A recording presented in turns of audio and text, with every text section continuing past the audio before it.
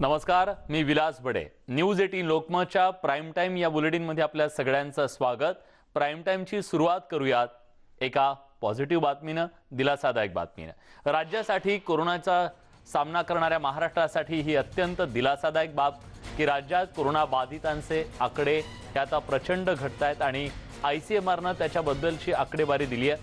देशात 4 राज्यातली परिस्थिती सुधारतीये असं ICMRनं आज सांगितलं. केंद्रीय आरोग्य मंत्रालयानं त्याच्याबद्दलची आकडेवारी सुद्धा दिली आणि त्या 4 राज्यांमध्ये महाराष्ट्राचा सुद्धा समावेश आहे.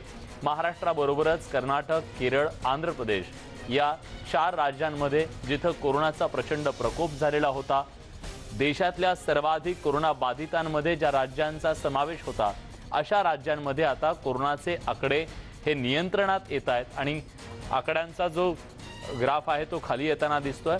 त्याच्यामुळे निश्चितपणे केंद्र सरकारसाठी सुद्धा ही दिलासादायक बाब, संपूर्ण देशासाठी दिलासादायक बाब आणि महाराष्ट्रासाठी सुद्धा, कारण सर्वाधिक कोरोना बाधितांची संख्या आणि मृत्यूची नोंद सुद्धा महाराष्ट्रात होत होती. पण लॉकडाऊनच्या नंतर आता ही परिस्थिती हळूहळू सुधारायला सुरुवात झालेली आहे आणि महाराष्ट्रातला कोरोना पॉझिटिव्ह रुग्णांचा जो आकडा आहे, नव्यानं येणाऱ्या रुग्णांचा आणि एकूण ऍक्टिव्ह रुग्णांचा, तो आकडा सुद्धा झपाट्यानं आता खाली जाताना दिसतोय. यहाँ अगर आप इसमें ट्रेंड ऑन पिछले 15 दिनों का ट्रेंड भी एनालाइज करें तो पाते हैं कि कर्नाटक में भी अभी day on day basis per cases में एक कमी दिखाई जा रही है. महाराष्ट्र में पिछले 12-13 दिनों से केसेस में एक कमी दिख रही थी. केरला में भी अब कमी दिखनी शुरू हुई है. लेकिन तमिलनाडु एक स्टेट ऐसी है जहां पर अभी भी हमें day on day basis per cases में ग्रोथ रेट दिखाई दे रही है.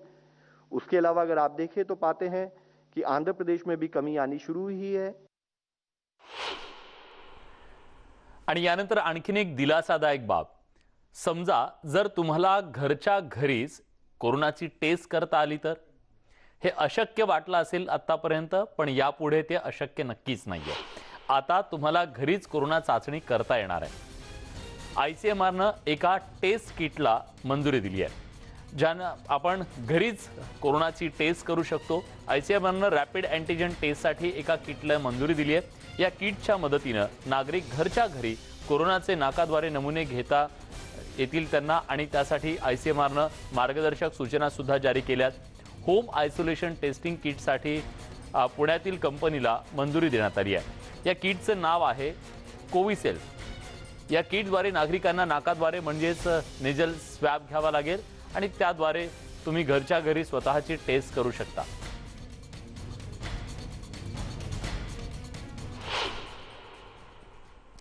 पुण्यातल्या माय लॅब या कंपनीनं आजूबाजूच्या मेडिकलमध्ये कुठेही मिळेल असं टेस्टिंग किट तयार केलंय.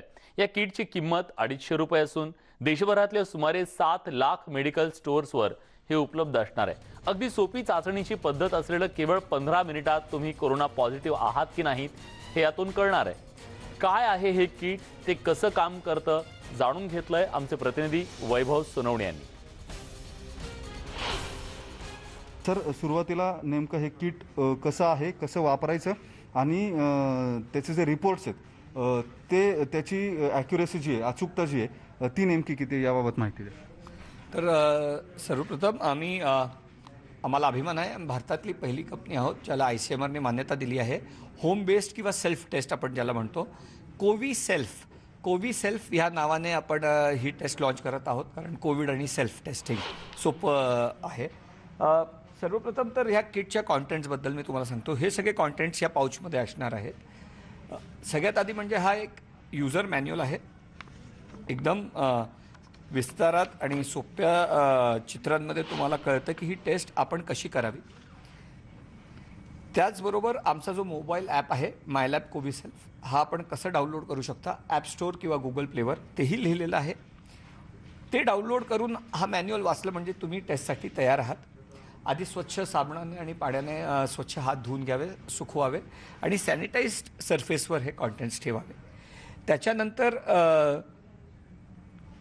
सगळ्यात आधी ही बफर ट्यूब असते, ही आपण काढून ह्याला 3-4दा टॅप करून याचं कॅप आपल्याला उघडायचं आहे.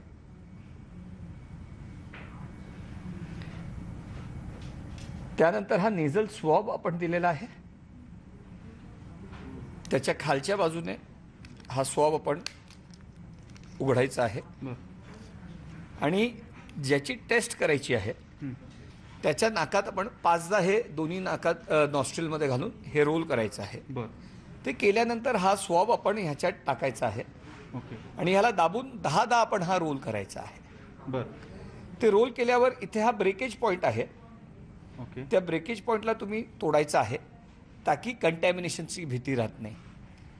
ते केल्यानंतर हे जे सील आहे हे आपल्याला टाईट दाबायचं आहे, बंद करायचं आहे आणि या वेलमध्ये हे फ्लॅट ठेवून सरफेसवर ठेवून हे जे भाग आहे वेल म्हणतो ह्याला, याच्यात 2 थेंब, याच्यात एका साईजाचे 2 थेंब पडणार.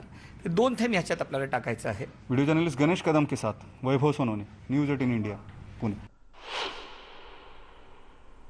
कोरोनाची लागण झालेले अनेक रुग्ण बरे होतात, मात्र त्याच वेळी ज्यांचा मृत्यू झाला त्यांना इतर काही आजार होतो का किंवा उपचारात दिरंगाई झाली का, याबद्दल अनेक बाबी डेथ ऑडिट मधून स्पष्ट होतात. मात्र डेथ ऑडिट करायला पिंपरी चिंचवड प्रशासन दुर्लक्ष करत असल्याची धक्कादायक बाब उघडकीस आली आहे.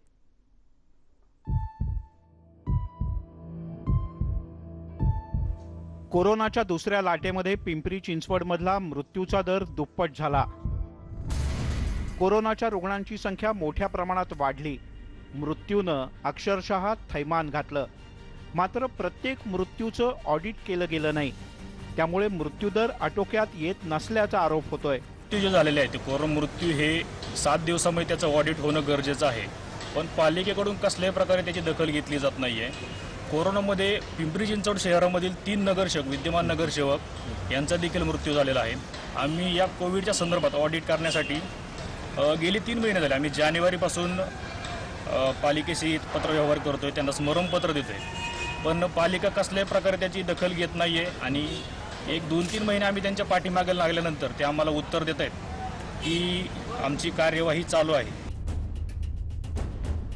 खासगी रुग्णालयामध्ये झालेल्या मृत्यूच्या ऑडिटबद्दलची माहिती नसल्याचं प्रशासनाकडून सांगण्यात आलं. त्यामुळे प्रशासन याविषयी गंभीर नसल्याचंही दिसतंय. डेथ ऑडिटमुळे उपचार कधी सुरू झाले, उपचार पद्धती कोणती होती आणि कशामुळे मृत्यू झाला याची माहिती मिळते. कोरोना बाधितांच्या मृत्यूचं ऑडिट 7 दिवसात करणं अनिवार्य आहे. मिळालेला रिपोर्ट उपसंचालक आरोग्य सेवा मंडळ पुणे यांना सादर करणं सुद्धा बंधनकारक असतं. त्यामुळे उपचार पद्धतीची पुढची दिशा स्पष्ट होते. तर 5 तरुणांचा मृत्यू वेळेत उपचार मिळाले नाहीत म्हणून झाल्याचं डेथ ऑडिटमधून स्पष्ट झाल्याचं अधिष्ठाता राजेंद्र वाबळे यांनी म्हटलंय. साधारण तिथे मृत्यू होते 35-40च्या खालचे मृत्यू जे आहेत ते साधारण 35 आहे आणि त्याच्यातले फक्त 5 जण असे होते की ज्यांना काही कोमॉर्बिडिटी नव्हती. बाकी 30 जण जे होते त्यांना काहीतरी डायबिटीस, हायपरटेन्शन किंवा किडनीचा आजार किंवा इतर काही आजार होते, त्या कारणाने ते दगावले. फक्त 5 जण जे होते जे चांगल्या पद्धतीने वाचू शकले असते याच्यातनं, पण केवळ लेट प्रेझेंटेशन असल्या कारणाने, उशिराने दवाखान्याचा आधार घेतल्या कारणाने ते दगावले असं त्यांच्यामध्ये आपल्याला म्हणता येईल. पिंपरी चिंचवडमध्ये उपचार घेणाऱ्या शहरातील आणि शहराबाहेरच्या सुमारे 4,000 पेक्षा अधिक रुग्णांचा मृत्यू झाला. त्यांचं डेथ ऑडिट तयार झालं असतं तर मोठी प्राणहानी टाळता आली असती.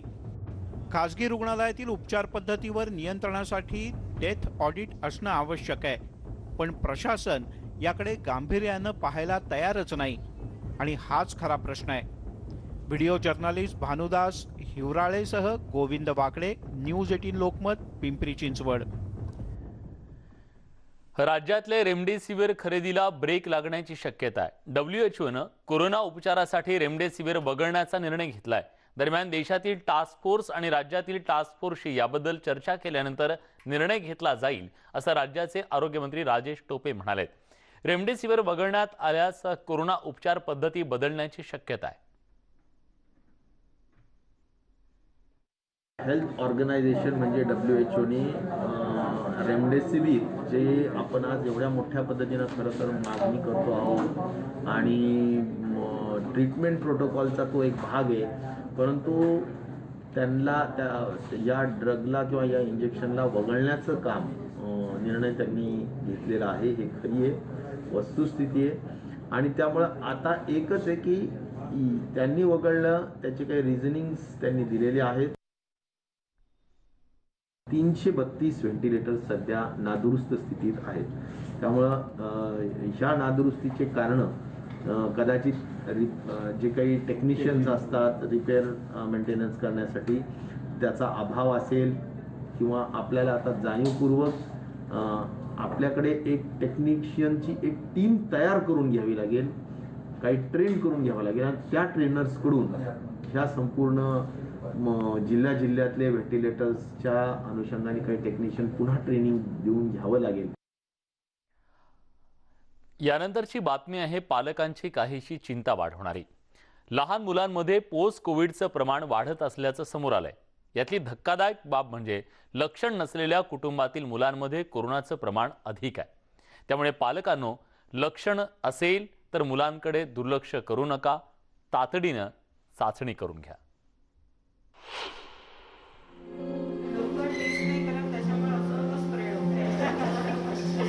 या आहेत नागपूरच्या अवंतिका देशपांडे.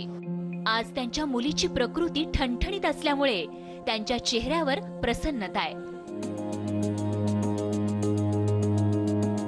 पण मागचे 10 दिवस त्यांच्यासाठी मोठे चिंतेचे होते, कारण त्यांच्या 12 वर्षांच्या मुलीला मल्टी सिस्टम इन्फ्लेमेटरी सिंड्रोम या आफ्टर कोविड आजाराची लागण झाली होती. त्या स्वतः आणि त्यांचे पती ही डॉक्टर असले तरीही त्यांना सुरुवातीला हा आजार लक्षात आला नव्हता.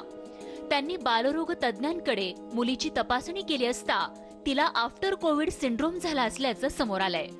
अवंतिका यांच्या पतीला काही दिवसांपूर्वी कोरोनाची लागण झाली होती आणि त्याच वेळी त्यांच्या मुलीला सारिकाला देखील ताप आला होता.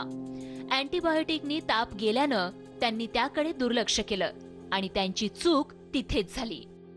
जवळपास तिचं BP 66 झालं होतं. आम्हाला म्हणजे खूप भीती वाटायला लागली होती की आता काय होणार, की जर तिचे वेळेस तिच्यावर उपचार नाही झाले तर काय होईल. पण तिच्यावर वेळेस उपचार झाले आणि सगळं आता व्यवस्थित आहे. त्याच्यामुळे कुठल्याही गोष्टीकडे, कुठल्याही लक्षणांकडे दुर्लक्ष करू नका आणि वेळेस उपचार करा. कोरोना टेस्टिंगसाठी उशीर झाला होता, त्यामुळे पुन्हा काही दिवसांनी सारिकाला ताप आला. तिचं ब्लड प्रेशरही खाली आलं होतं.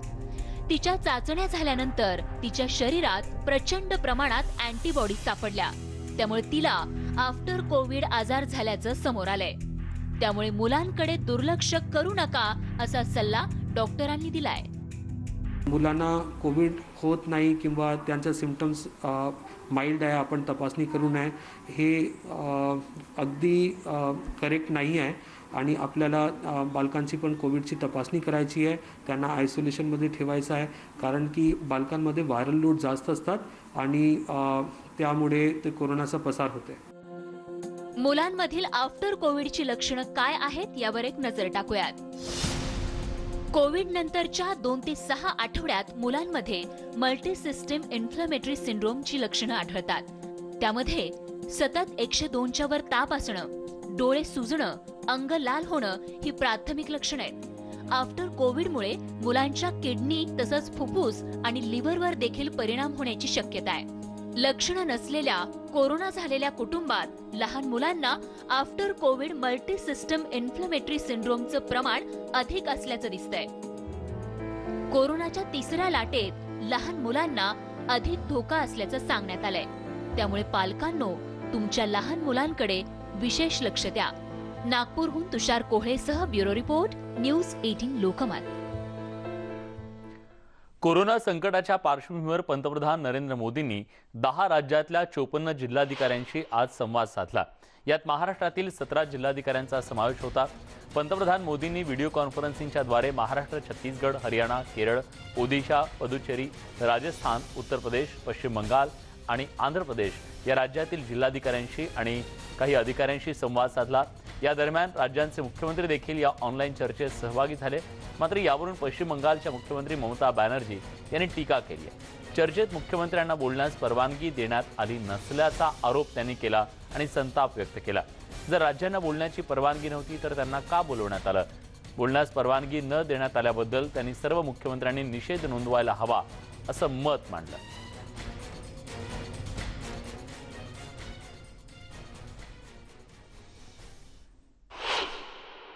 ममता बनर्जी जी जो बंगाल की मुख्यमंत्री हैं, आज उनका आचरण बहुत ही अशोभनीय रहा है। उन्होंने पूरी मीटिंग को एक प्रकार से डिरेल करने की कोशिश की कि वो मीटिंग सफल ही नहीं हो। उन्होंने कहा कि सिर्फ भाजपा प्रदेश के डीएम्स को बुलाया जाता है मीटिंग के लिए। उनके जिले में अच्छे काम किए कितने हैं उसकी जानकारी प्राप्त कर रहे हैं, इसमें क्या परेशानी है? ऐसा क्यों नहीं होना चाहिए? हमें मालूम है कि कई जिलों में अच्छा काम हुआ है। वो जिला में शासन किस राजनीतिक रंग का है इससे नरेंद्र मोदी जी को मतलब नहीं है। बेस्ट प्रैक्टिसेस कहीं भी हो उसका सदुपयोग होना चाहिए। तो हमें लगा कि आज जो उनका आचरण हुआ है वो दुर्भाग्यपूर्ण है, वो शर्मनाक है और उसकी हम गंभीर रूप से निंदा करते हैं। तर याच व्हिडिओ कॉन्फरन्सिंगमध्ये महाराष्ट्रातल्या 17 जिल्ह्यातील जिल्हाधिकाऱ्यांचा समावेश होता। यावेळी कोल्हापूरचे जिल्हाधिकारी दौलत देसाई हे सुद्धा सहभागी झाले होते। पंतप्रधान महोदयांनी जिल्ह्यातील सर्व प्रमुख अधिकारी हे एक प्रमुख कोरोना योद्धा असल्याने त्यांनी सतर्क राहून काम करणं आणि त्यांचं मनोधैर्य उंचावण्यासाठी बहुमूल्य सूचना केल्या। यात त्यांनी ग्रामीण भागामधील नागरिकांचा, त्याचप्रमाणे ग्रामीण भागातील लोकप्रतिनिधींचा प्रत्येक गावामधील कोरोना नियंत्रित ठेवण्यासाठी मोठ्या प्रमाणावर सहभाग घेण्याबाबत सूचना केलेल्या आहेत। त्याचप्रमाणे प्रत्येक जिल्ह्यामध्ये ज्या ज्या काही चांगल्या उपाययोजना राबवलेल्या आहेत आणि त्यामुळे कोरोना नियंत्रित ठेवण्यात आलेला आहे त्या सूचना केंद्र शासनास पाठवण्याची विनंती केलेली आहे। ब्रेक नंतर तुमचं पुन्हा एकदा स्वागत। तुम्ही पाहताय न्यूज 18 लोकमतवर प्राईम टाइम। कोकणात तोक्ते चक्रीवादळानं झालेल्या नुकसानाची राज्य सरकारनं गांभीर्यानं दखल घ्यायला हवी असा सल्ला विरोधी पक्षनेते देवेंद्र फडणवीस यांनी राज्य सरकारला दिलाय। तर निसर्ग चक्रीवादळात ज्यांचं नुकसान झालं त्या शेतकऱ्यांना तात्काळ मदत करावी अशी मागणीही त्यांनी केली आहे। इतकंच नाही तर चक्रीवादळात ज्यांचा मृत्यू झालाय त्यांच्या कुटुंबियांशी सरकारनं सहानुभूतीपूर्वक त्यांचा विचार करावा असंही फडणवीसांनी सल्ला दिलाय। देवेंद्र फडणवीस आणि प्रवीण दरेकर हे आज रत्नागिरी जिल्ह्याच्या दौऱ्यावर आहेत। यावेळी त्यांनी खेडमधील बोरज गावात वीज पडून मृत्युमुखी पडलेल्या दाम्पत्याच्या नातेवाईकांचं सांत्वन केलं। त्यानंतर रत्नागिरी जिल्हाधिकारी लक्ष्मीनारायण मिश्रा यांच्याकडून त्यांनी सर्व परिस्थितीचा आढावा घेतला। त्यावेळी लोक सांगतात की आम्हाला गेल्या वेळेचे पैसे मिळाले नाहीत। विशेषतः जे मच्छीमार बांधव आहेत त्यांचं तर मत असं आहे की आमचं सर्वेक्षण झालं, पण सर्वेक्षण झाल्यानंतर आमच्याकडे उलटून कोणी आलं नाही। त्यामुळे मोठ्या प्रमाणात त्या ठिकाणी पंचनामे झाल्यानंतर देखील त्यांना पैसे जे आहेत ते मागच्या वेळेस मिळालेले नाहीत। आणि हीच परिस्थिती शेतकऱ्यांची देखील आहे की अनाउन्समेंट खूप झाल्या पण त्या मनाने कुठली मदत मिळाली नाही। या सगळ्या घडामोडींसोबत प्राईम टाइम या बुलेटिनमध्ये आपण इथेच थांबतोय। पण ब्रेकवर जाण्यापूर्वी एक महत्त्वाची आठवण, कोरोनाचं संकट अजून टळलेलं नाहीये। तुम्ही लस घेतलेली असेल, दोन्ही डोस जरी घेतलेले असतील तरी सुद्धा मास्क वापरणं तुमच्या आणि तुमच्या कुटुंबियांच्या सुरक्षेसाठी अत्यंत गरजेचं आहे। पाहत रहा न्यूज 18 लोकमत।